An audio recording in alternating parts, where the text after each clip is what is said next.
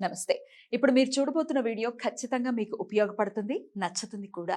మరి మీకు నచ్చిన విషయం నాకు తెలియాలి అంటే ఈ వీడియోని మీరు లైక్ చేయాలి, షేర్ చేయాలి, అలాగే మన ఛానల్‌ని సబ్స్క్రైబ్ చేయాలి. మీ సపోర్ట్‌ని నాకు అందిస్తారు కదూ! ఓకే. ఇప్పుడు వీడియోని స్టార్ట్ చేద్దాం. నమస్తే. Welcome to our channel. నేను పద్మిని. ప్రస్తుతంతో పాటు ప్రముఖ ఆధ్యాత్మికవేత్త, వాస్తు జ్యోతిష పండితులు, లలిత ఉపాసకులు, వాస్తు జ్యోతిష శిక్షణ నిపుణులు బ్రహ్మశ్రీ నానాజీ పట్నాయక్ గారు మనతో పాటు ఉన్నారు. మాట్లాడదాం. సార్ నమస్కారం సార్. శ్రీమాత్రే నమః. సార్ కొన్ని ప్రశ్నలు చాలా ఆశ్చర్యానికి గురి చేస్తూ ఉంటాయి.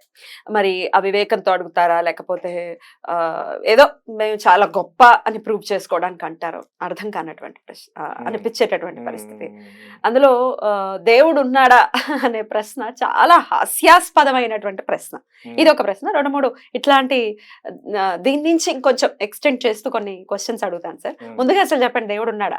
నాకు చిన్నప్పుడు ఇలాంటి సందేహం వచ్చేదండి. యాక్చువల్గా చిన్నప్పుడు బాగా చిన్నగా ఉన్నప్పుడు మా ఇంట్లో బాగా స్పిరిచువల్ గా ఉండేవారు.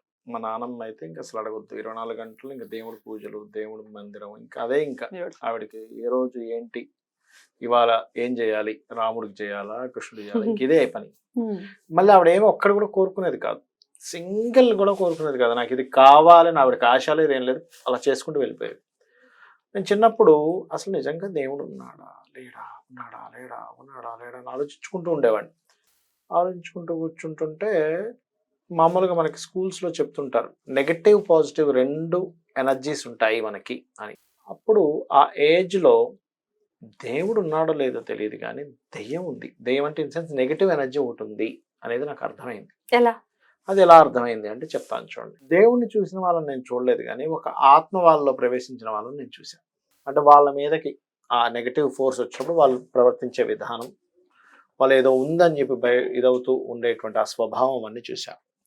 చూసినప్పుడు ఓకే, ఇది నెగటివ్ ఎనర్జీ అనుకుందాం, దీని నుంచి మనం ఒక పాజిటివ్ ఎనర్జీ ఇస్ గాడ్ అనుకుందామని ఒక ఏజ్లో ఫిక్స్ అయ్యాను. ఫిక్స్ అయిన తర్వాత మైండ్లో ఏం తెలియదు, ఒక ఫిక్స్ అయింది భగవంతుడు ఉన్నాడు అనేటువంటిది. కాకపోతే అది ఇంకెక్కడో కంప్లీట్ అవ్వట్లేదు. నా మైండ్లో ఎక్కడో వెళ్తుంటుంది, దేవుడు ఉన్నాడని నమ్మడానికి ఒక వెళ్తుంటుంది. 100% నమ్మడానికి ఏదో అడ్డుకుంటుంది. ఆ అడ్డుకునే క్రమాన్ని ఏది ఫుల్ఫిల్ చేసిందంటే నా ఆస్ట్రాలజీ ఫుల్ఫిల్ చేసింది నాకు. ఎలా అంటే ఎక్కడో మన కంటికి కనబడనంత దూరంలో గ్రహం ఉండి కూడా ఇక్కడ ఉండే వాళ్ళని ఎట్లా రూల్ చేస్తుంది, వాటినంటిని ఎవరు పాలిస్తున్నారంటే మన శాస్త్రాలు ఏం చెప్తున్నాయి, ఈ నవగ్రహాలు, అష్టదిక్పాలకులు, ఇవన్నీ కూడా రూల్ చేసేది ఒక పరమేశ్వరుడు ఉన్నాడు.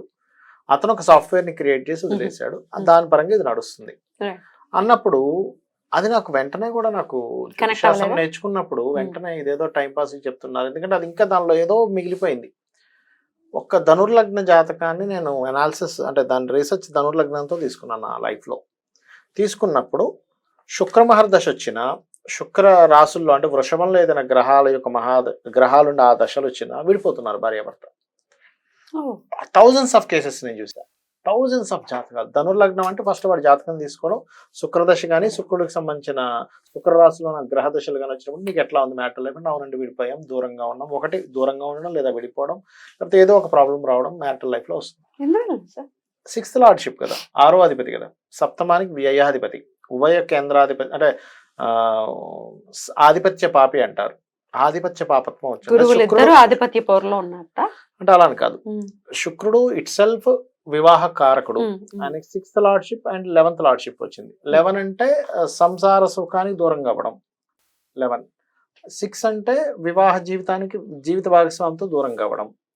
ఈ లార్డ్షిప్ వచ్చినటువంటి హౌసెస్ లో ప్లానెట్ ఉన్నా ఆర్ ఆ దశ వచ్చిందా 99.99% కేసెస్ పోతున్నాయి. ఈ 0.1% ఎందుకు మిగులుతున్నాయి అంటే వీళ్ళ జీవిత భాగస్వామికి స్ట్రాంగ్ గా జీవితంలో ఉండే యోగం ఉన్నప్పుడు ఏదైనా కొన్ని కారణాల వల్ల ఇతను ఏదో విదేశాలకు వెళ్ళి రావడం, ఆ రూపంలో దోషం పోతుంది. 0.1% ఆఫ్ కేసెస్. అప్పుడు ఐ బిలీవ్ ఎస్ అంటే ఇది పనిచేస్తుందంటే ఇది దేని వల్ల పనిచేస్తుంది, ఒక కాంబినేషన్స్ ఆఫ్ ప్లానెట్స్ వల్ల పనిచేస్తుంది. అంటే దీన్ని నడిపించేవాడు ఎవడు ఉన్నాడు కదా కథలో. అవి ఎలా తిరుగుతున్నాయి, పిచ్చి పిచ్చి తిరగట్లేదు, అదొక క్రమబద్ధీకరణగా తిరుగుతున్నాయి. సో ఏదో ఉంది అని దాని నుంచి మనం రీసెర్చ్ చేసుకుంటూ ముందుకు వెళ్తే సూర్యుడు అంటే నార్మల్గా చూసే వాళ్ళందరికీ ఒక గోళం, కానీ ఉపనిషత్తులు కానీ వేదం కానీ మనకి శాస్త్రాలు అన్నీ చెప్తుంది ఏమిటి, లోపల సూర్య భగవానుడు ఉన్నాడు. దాని లోపల అసలు ఎవరున్నారు, ప్రతి దేవతా స్వరూపం సూర్యుల్లో ఉంది, పితృదేవతలు సూర్యుల్లో ఉన్నారు, మనిషి చనిపోయిన తర్వాత అంటే తన లైఫ్ అయిపోయిన తర్వాత అతను సూర్యకిరణాల ద్వారా ప్రయాణం చేస్తాడు. అబ్బా. అతనిలోకి ప్రయాణం చేసి దేవతా సంబంధించిన లోకాలకు వెళ్తాడు. ఆయన త్రూనే వెళ్తాడని చెప్పి మనకు శాస్త్రాల్లో ఉన్నాయి. సూర్యుడికి సంబంధించిన ఆదిత్య హృదయ దాంట్లో క్లియర్ గా ఉంటుంది. పుట్టుక చావు ప్రతిదీ సూర్యుడే, సూర్య భగవానుడు అనేటువంటిది. సో అప్పుడు నాకు అర్థమైన విషయం ఏంటంటే ఓకే, సూర్యుడి గురించి పూర్తిగా తెలుసుకుంటే అర్థమైన విషయం ఏమిటి అంటే సూర్యుడే అన్ని సూర్యుడే, సూర్యకిరణాల ద్వారా అంతా అందిస్తున్నాడు. ఓకే, అందుకే ఈ గ్రహాలన్నీ సూర్యుడి చుట్టూ తిరుగుతున్నాయి. నాకు అలా అర్థమైంది. దాని తర్వాత ఇంకొంచెం అంటే స్టెప్ బై స్టెప్ ఉంటుందండి. ఏదో నోటికి వచ్చినట్టుగా భగవంతుడు లేడు అని ఒక మాట అనడం చాలా ఈజీ, అంటే చాలా చాలా తేలికైన విషయం అది. కానీ ఉన్నాడు అని నీకు తెలుసుకోవాలంటే సాధన చేయాలి. ఎవరో చూపిస్తే కనబడేది కాదు, నువ్వు సొంతంగా సాధన చేయాలి. దాన్ని సొంతంగా సాధన చేస్తూ ఉంటే చేయగా కొన్ని లీలలు కనిపిస్తాయి మొట్టమొదటిగా మీకు. అంటే అట్లాగా నువ్వు భగవంతుని నమ్ముతున్నావు. నమ్మేటప్పుడు నాకు జరిగిన లైఫ్లో అని కాదు, చాలా మంది లైఫ్లో నేను చూస్తుంటాను. అంటే వాళ్ళు బాగా నమ్ముకుంటున్నప్పుడు ఏం చేస్తాడు భగవంతుడు? అందరికీ ఉన్నటువంటి ఆలోచన ఏంటంటే భగవంతుడిని కనుక రోజు పూజ చేస్తే నాకేం కావాలో అది ఇచ్చేసేయాలి అనేది అందరూ అనుకుంటున్నటువంటిది. కానీ అలా కాదు. భగవంతుడు ఏం చేస్తాడంటే మీకు ఏది మంచో అది ఇస్తాడు. మరి మనం ఇలా అడిగేసుకుంటూ ఉంటాం కదా సార్, కోరిక వెళ్తే నాకు ఇది కావాలి, నాకు పిల్లలు కావాలి, పిల్లలకి అది కావాలి, పిల్లలకి ఇది కావాలి, పెళ్ళిళ్ళు అవ్వాలి, ఇట్లా అడగటం ఎంతవరకు సమంజసం? చెప్తాను వినండి. ఇప్పుడు మనకి జగత పితరవు వందే పార్వతీ పరమేశ్వరం అంటాం, అవునా? మనకి ఏదైనా కావాల్సిన పిల్లవాడు ఎవరిని అడుగుతాడు? తల్లిదండ్రులని అడుగుతాడు. అలాగే నా దృష్టిలో ఏంటంటే మీరు అడగడంలో తప్పు లేదు. అడగచ్చా? ఆశ ఉంది, కానీ అర్హత ఉందా లేదా చూసుకోవాలి. ఆశ వేరు, అర్హత వేరు. ఆ విఘ్నత ఉండదు కదా, ఆశ ఉన్నప్పుడు ఆ విఘ్నత ఉండదు. అప్పుడు ఎలా? ఆశ అందరికీ ఉంటుంది, అర్హత కొంతమందికే ఉంటుంది. ఆ అర్హత ఉన్న వాళ్ళకి అది లభిస్తుంది. ఇది మనం అర్థం చేసుకోవాలి ఫస్ట్. అంటే ఏంటి, నేను ఆశపడుతున్నాను కానీ నేను అర్హున్నా. ఇప్పుడు భగవంతుడు దాకా ఎందుకు? ఇప్పుడు నేనేమన్నా నేను కలెక్టర్ అయిపోతా అంటే ఎవరైనా ఒప్పుకుంటారా? ఎందుకు ఒప్పుకోరు? అయ్యా నువ్వు కలెక్టర్ చదవాల్సింది చదవలేదు, నీ ఏజ్ కరెక్ట్ కాదు, నీ ఏజ్ కి నీ చదువుకి కలెక్టర్ ఎలా అవుతావు? అదే నేను ఒక 20 ఏళ్ల వయసులో నేను గనక ఆ డ్రీమ్ అనుకోని, ఒక 15 ఏళ్ల వయసులోనే ఎప్పుడు నేను ఆ డ్రీమ్ అనుకొని నేను దానికి సంబంధించిన కృషి చేసి చదివి చేస్తే అవ్వగలుగుతా. కరెక్ట్, దానికి ఒక ప్రొసీజర్ ఉంది. అలా కాదండి, నేను ఒక ధర్మకార్యం చేద్దాం అనుకుంటున్నాను, ఇట్స్ పాసిబుల్, అర్హత ఉంది, అవకాశం ఉంది నాకు. ఉదాహరణకి నేను ఒక 100 కిలోల బియ్యం తీసుకొచ్చి చక్కగా వండి ఒక 20 కిలోల కూరగాయలు అన్నీ తీసుకొచ్చి వండి చక్కగా దేవుడికి నైవేద్యం పెట్టి అందరికీ, పేదవాళ్ళందరికీ పంచిపెట్టా. నా దగ్గర డబ్బులు ఉన్నాయి, ఇట్స్ పాసిబుల్. కరెక్ట్. అట్లాగే నీకు కోరిక తీరిపోతే దేవుడు ఉన్నట్టు, కోరిక తీరకపోతే లేదేమో అనేటువంటి సంశయంలో మనుషులు ఉన్నారు. కానీ ఇక్కడ ఏంటంటే నీకు నిరంతరము పనిచేస్తూనే ఉన్నాడు భగవంతుడు. నిరంతరం నువ్వు ఎక్స్ట్రాగా నీ దగ్గర లేనటువంటి దాన్ని నువ్వు పొందాలి అని అడిగినప్పుడు నువ్వు దానికి ఎంత ఎలిజిబుల్ అనేటువంటిది ఒక శక్తి అనేటువంటిది చూస్తూ ఉంటుంది. అది భగవంతుడు అనుకోండి, ఒక ఎనర్జీ అనుకోండి, మీ సబ్ కాన్షియస్ మైండ్ అనుకోండి, ఏదైనా అనుకోండి, ఆ శక్తి అనేటువంటిది చూస్తూ ఉంటుంది. అది మన మైండ్లో, అంటే మన సబ్ కాన్షియస్ మైండ్లో ఉంటుంది. అది నువ్వు దానికి ఎంతవరకు ఎలిజిబుల్, నువ్వు ఎలిజిబుల్ అయినప్పుడు నీ చేతికి ఇస్తుంది. అయితే ఇక్కడ మనకి ఇలా నేను ఆలోచిస్తున్నప్పుడు నాకు కొన్నిసార్లు నిజమే, కొన్నిసార్లు ఎలిజిబుల్ కాని వ్యక్తులకు కూడా వస్తున్నాయి కదా కొన్ని. మన వరద ఎలా వస్తున్నాయి అన్నప్పుడు దానికి ఆన్సర్ చెప్పేది ఏంటంటే వెరీ సింపుల్. నీ కంటికి ఇప్పుడు వీళ్ళు ఎలిజిబుల్ కాదు, కానీ పూర్వజన్మలో వీళ్ళు కొంత పుణ్యం చేసుకున్నారు, అది వస్తుంది వాళ్ళ చేతికి. అసలు ఇంకా అడగాల్సిన, ఇప్పుడు తల్లిదండ్రులు మనం ఇందాక చెప్పినట్టుగా తల్లిదండ్రులను అడగచ్చు. అసలు ఈశ్వరుణ్ణి నాకు ఇది కావాలి అని మనం అడిగితేనే ఇస్తాడా? మన ధర్మం, మన కర్తవ్యం మనం అలా చేసుకుంటూ పోతే మనకి ఇవ్వాల్సింది మనకి ఇచ్చేస్తాడా? 2 రకాలు ఉంటుందండి. ఇప్పుడు అడిగితేనే ఇస్తాడా, అడగకపోతే ఇవ్వడా అంటే, ఒకటి మీరు అడగకపోయినా ఇచ్చేవన్నీ మీకు హాని కలగనటువంటివి.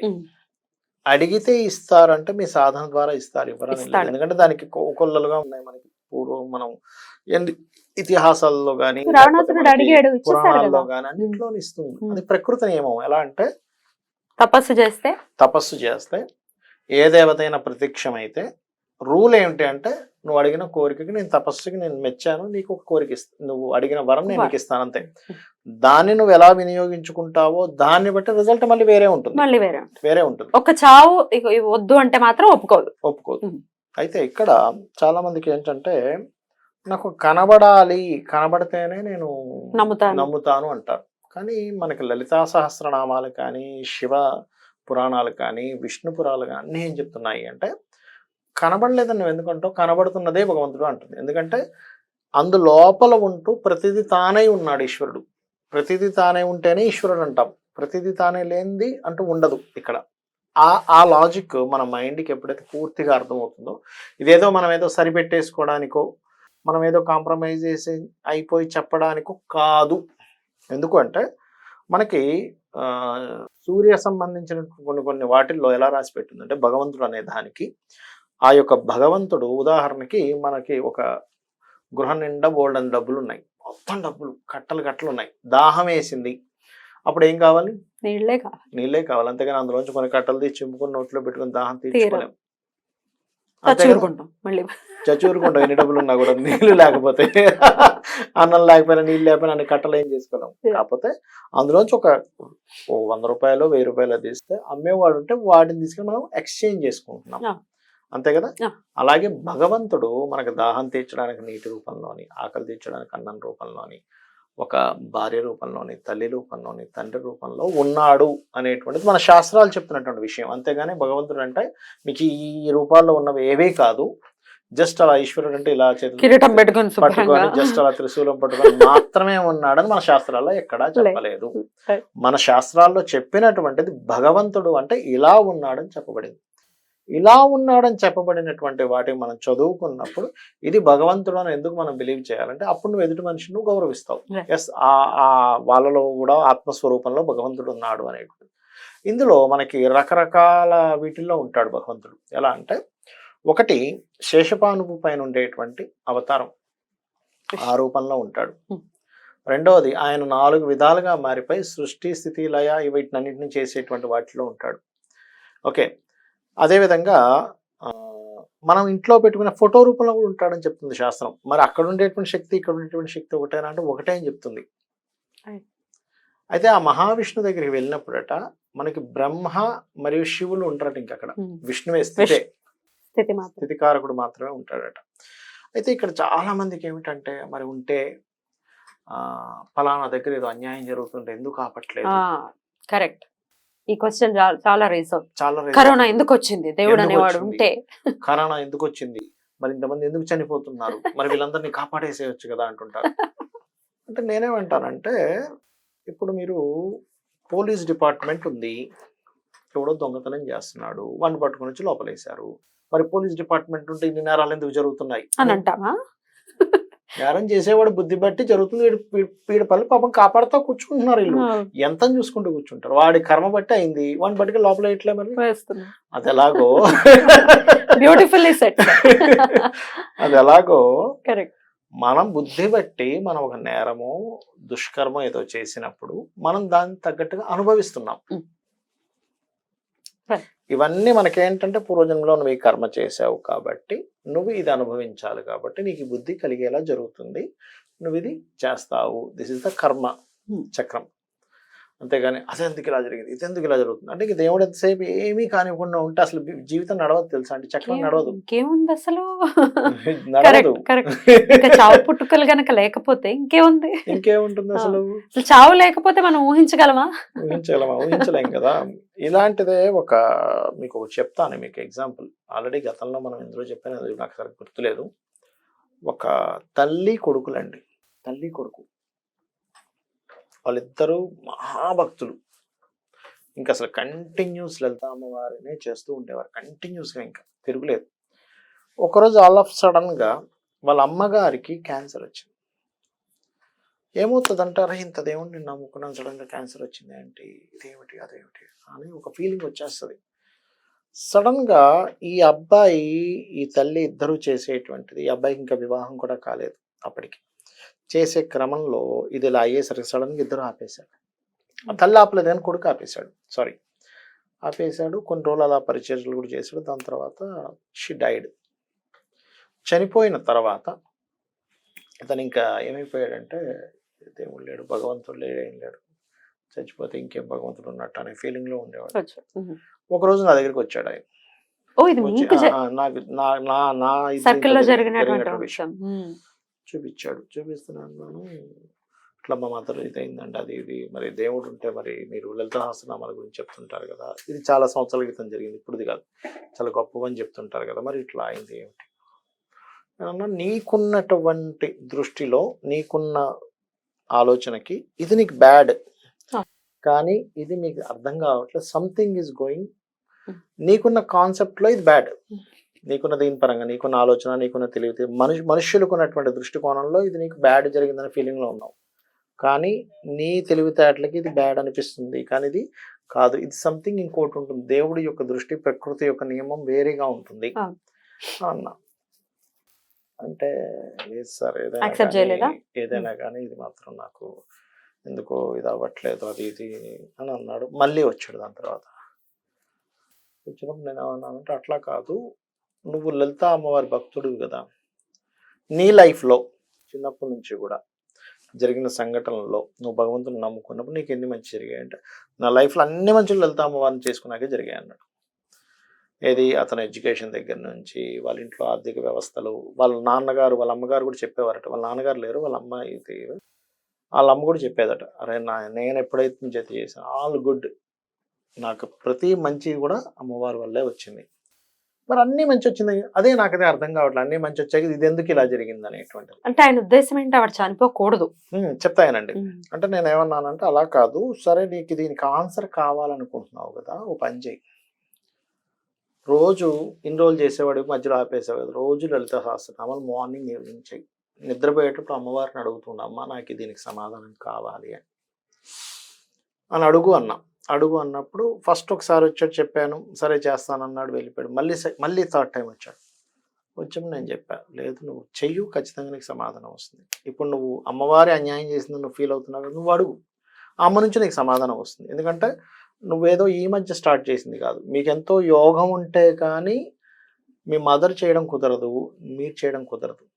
నాట్ యూ జోక్, లలిత అమ్మవారిని మీరు చేస్తున్నారంటే మీరు అడగండి, అడిగితే మీకు అర్థం అవుతుంది అన్నప్పుడు సరే ఫైన్ అని స్టార్ట్ చేశాడు. కల్లోకి వచ్చిందండి వాళ్ళ మదర్, కల్లోకి వచ్చింది. కల్లోకి వచ్చారే పిచ్చోడా, నేను చనిపోయాను అనుకున్నది అనుకుంటున్నావు, నాకు ఇంకా జన్మ లేకుండా చేసింది అమ్మవారు. నా కర్మలన్నిటినీ తీసేసేయాలంటే నాకు ఏదో రోగం ఇవ్వాలి కదా, మరి వెళ్ళిపోవాలి కదా, అమ్మవారిలో కలిసిపోవాలి కదా. కలిసిపోవాలంటే నేను ఈ కర్మల్లోనే ఉండి నాకే ఇది రాకపోతే పూర్వజన్మ కృతం పాపం వ్యాధి రూపేణ పీడితం అంటూ ఉంటారు. చాలా మందికి ఇలాంటి డౌట్స్ వస్తుంది, ఏమండి మా వాళ్ళు అలా చేసేవారైనా రోగంతో చనిపోయారు అంటుంటారు. రీజన్ ఏంటంటే, రోగంతో చనిపోయారంటే కర్మలన్నీ తొలగించేసింది, ఆ కొద్ది రోజులు మంచం మీద ఉంచి తీసేసిందిరా అన్నప్పుడు ఆయన కళ్ళ నీళ్ళతో నిద్రలేచాడు. నాకైతే ఆ రోజు నిజంగా ఆయన చెప్తున్నప్పుడు కళ్ళ నీళ్ళు వచ్చేసాయి. ఇప్పుడు కూడా కొంచెం లోపల నుంచి వస్తున్నాయి, కంట్రోల్ చేసుకున్నా. ఆ అమ్మ వాళ్ళ అమ్మగారు అలా చెప్తూ ఉండగా టక్కన నిద్రలేచాడట, కళ్ళ నీళ్ళు వచ్చాయి అతనికి. వచ్చి నెక్స్ట్ డే నాకు వచ్చి చెప్పాడు, సార్ ఇట్లా ఇట్లా అయింది, మిరాకిల్ జరిగింది, నాకు రోమాలు, నాకు ఆయన చెప్తుంటే నాకు రోమాలు నిక్కబడుచుకున్నాయి. అండ్ అట్లాగే ఆయన అక్కడి నుంచి పెద్ద ఇంకా అసలు ఇంకా డీప్ వెళ్ళిపోయాడండి. అంటే ఏంటంటే, సాధన చేసి మీరు కనుక భగవంతుడిని ఏదైనా అడిగితే సమాధానం చెప్తారు. మీకు స్వప్నాంజనేయ తంత్రం అని ఒకటి ఉంటుంది. మీరు ఆ తంత్రం కనుక మీకు సిద్ధిస్తే ముందు రోజు నైట్ నిద్రపోయే ముందు పలానా వ్యక్తి వచ్చి ఈ ప్రశ్న అడిగాడు, దీని సమాధానం ఏంటంటే ఆంజనేయ స్వామి కల్లోకి వచ్చి సమాధానం చెప్తారు. బాబా అట్లాంటివి చేయొచ్చా సార్ సాధనలు? కాకపోతే దానికి చాలా నిష్ఠ ఉండాలి, 11 years మినిమం చేయాలి దానికి సాధన, 11 సంవత్సరాలు మినిమం చేయాలి. 12వ సంవత్సరంలో మీరు చేసిన సాధన బట్టి సిద్ధి కలుగుతుంది. ఇలా కొన్ని వందల కేసెస్ నేను చూశాను భగవంతుడి మీద, ఇట్లా జరిగినవి చాలా కేసెస్ చూసాను. చూసి ఇంకేంటంటే, ఏ సంఘటన జరిగినా, ఉదాహరణకు వెళ్తూ ఉన్నాం, కారు పంచర్ అయింది, ఓహో ఈ చుట్టుపక్కల వరకు పాపం కారు పంచర్తో బతికేవాడికి భగవంతుడు ఈ రూపంలో చూపించాడు అనమాట. ఏదో కార్కి ఏదో డ్యామేజ్ అయింది కాబట్టి భగవంతుడు ఇవ్వలేదనో, లేకపోతే నేను ఎలిజిబుల్ కాదనో మనం అర్థం చేసుకుని మరలా ప్రయత్నం చేస్తుండాలి. అద్భుతం సార్, అద్భుతం. చాలా చాలా బ్యూటిఫుల్ గా ఎక్స్ప్లెయిన్ చేశారు. లేడు అనడానికి అజ్ఞానం ఒక్కటి ఉంటే సరిపోతుంది, ఉన్నాడు అని ప్రూవ్ చేయడానికి సాధన అవసరం అవుతుంది. చాలా అద్భుతంగా చెప్పారు sir. Thank you so very much. నమస్తే. శ్రీమాత్రే నమః.